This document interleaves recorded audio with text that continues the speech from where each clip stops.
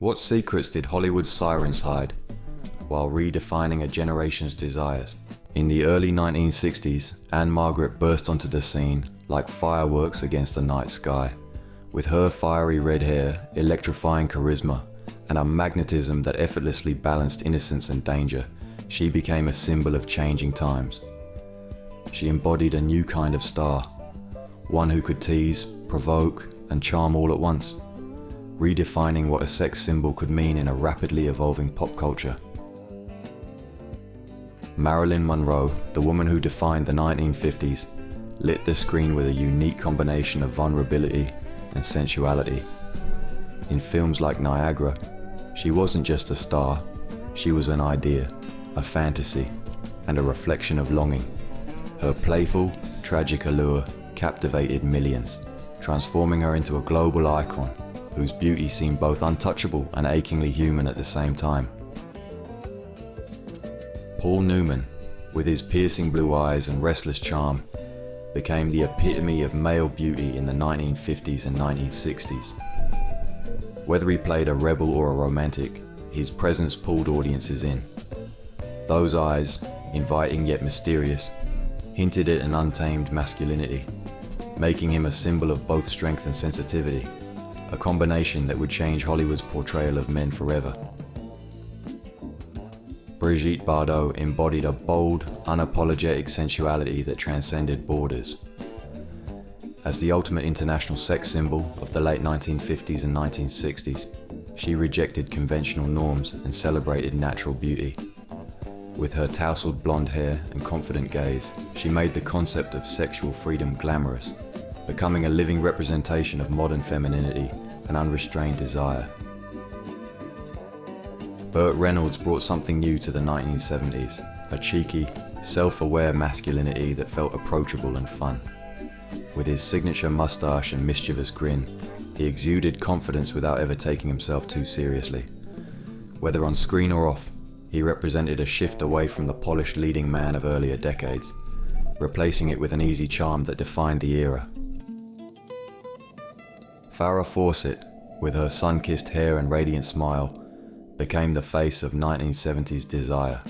Her iconic poster, casual yet captivating, graced millions of walls, becoming a cultural touchstone. Farrah's athletic beauty and effortless charisma weren't just admired, they were celebrated, turning her into a symbol of an era when glamour and approachability existed hand in hand. Al Pacino, with his brooding intensity, carved out a different kind of allure in the 1970s. His roles in films like Serpico revealed a raw vulnerability, a masculinity that was as emotional as it was volatile. He wasn't polished or classically handsome, but his gaze, burning with passion and danger, redefined what it meant to be a sex symbol in a more complex and turbulent time. Goldie Hawn lit up the screen in the late 1960s and 1970s with a contagious joy and playful irreverence. Her girl-next-door beauty, combined with a sharp sense of humor, made her irresistible. Goldie wasn't just a sex symbol, she was a symbol of empowerment, proving that sensuality and laughter could go hand in hand, challenging traditional notions of femininity along the way. Sophia Loren was a force of nature. Her commanding presence redefined beauty in the 1950s and 1960s. With her voluptuous figure and unmistakable confidence, she projected a maturity that stood apart from the ingenues of Hollywood. Sophia was sensuality personified, not as an object of desire, but as a woman in full control of her power, making her an enduring icon of strength and allure. Jane Mansfield transformed the 1950s and early 1960s with her exaggerated curves and larger-than-life persona. She leaned into the performance of glamour, blending sincerity with a self-aware edge. Jane's breathy allure and unapologetic confidence made her a symbol of playful, over-the-top desire, a glamorous wink to audiences who were in on the joke. Bianca Jagger wasn't a Hollywood star, but her presence was cinematic. In the 1970s, she embodied a new kind of sex symbol, one forged in the worlds of fashion, nightlife, and activism. Cool and aristocratic, Her allure was as much about what she represented as how she looked. Here, alongside Andy Warhol, she stands as a testament to the power of style, substance, and mystery. Marlon Brando revolutionized Hollywood's idea of masculinity in the 1950s and early 1960s. In A Streetcar Named Desire, his raw physicality and emotional intensity shattered the polished, controlled image of male stars before him.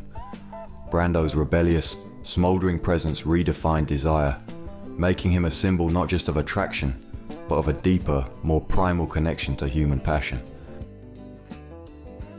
Raquel Welch burst onto the scene in the 1960s and 1970s with a powerful, athletic beauty that commanded attention.